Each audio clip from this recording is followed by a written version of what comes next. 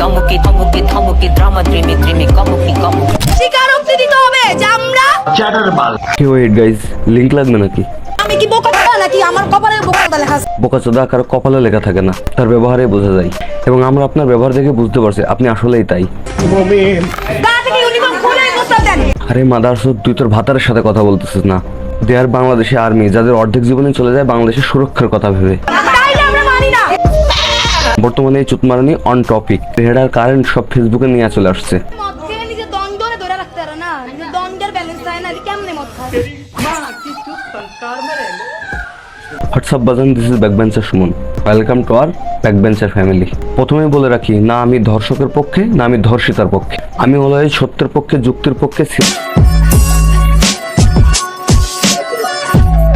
কোটা আন্দোলনে এই মেয়ে প্রতিবাদী কণ্ঠস্বর নিয়ে জনগণের ভালো একটা ফিডব্যাক পাইছিল, কিন্তু দেশ স্বাধীন হওয়ার পরে পুলিশ আর আর্মির সামনে ক্যামেরা ধইরা হেডার ভলিউম ফুল কইরা প্রতিবাদী কথাবার্তা বইলা ভাইরাল হতে চাইছিল। বাট সো স্যাড, লোকজন তারা চিনলো বস্তি হিসাবে। আমি কি বোকা নাকি আমার কপালে বোকা লেখা আছে? No, wait. You are not only a bokachoda. এদেরকে নিয়ে বলতে গেলে অনেক কথাই বলা যায়, কিন্তু আমার একটাই কথা, তুমি যত বড় মানবতার ফেরিয়ালা হও, প্রতিবাদী কণ্ঠস্বর হও আর সতীবেড়ি বেগম রোকেয়া হও, তোমার ভিতর শাহবাগীর কোনো লক্ষণ মানে উইদাউট এনি এগ্রিমেন্ট হেডা বরাবর শুট আউট। শাহবাগীর বংশধর সব কথাগুলাই ঠিক, আবার ম্যাগি ম্যাগি ভাব দু চাই তলে চলে ঠিক, নাকে রিং লাগাই ঘোরের সাথে কানে জ্বলে দুল, উচ্চ শিক্ষা দীক্ষা লইয়া বইয়া গাঞ্জা খায়া কুল। আছে না, নারী বেশি স্বাধীনতা পেলে লাইসেন্স প্রাপ্ত মাগি হয়ে যায়, এটাই তার দৃষ্টান্তমূলক উদাহরণ। এই মেয়ে আর আর্মির মধ্যে কি ঘটনা ঘটছে তা তো আপনারা সোশ্যাল মিডিয়াতে দেখছেনই। যেতে পথে পূর্ণিমা রাতে চাঁদ উঠেছিল গগনে।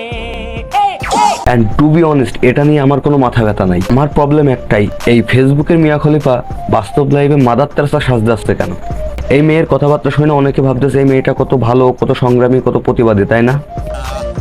ভাই, মেয়েটা সংগ্রামী, ফুল টাইম ফেসবুকে, পার্ট টাইম লিটনের ফ্ল্যাটে। মানে যার ভিতর না আছে ভদ্রতা, না আছে আদব কায়দা, সে এসে আর্মিদের ধমক দিতেছে, যে আর্মিরা দেশের জন্য সারা জীবন লড়াই করতেছে। আমি ভাই এটা ভাবতেছি, আর্মি কেন সহ্য করতেছে?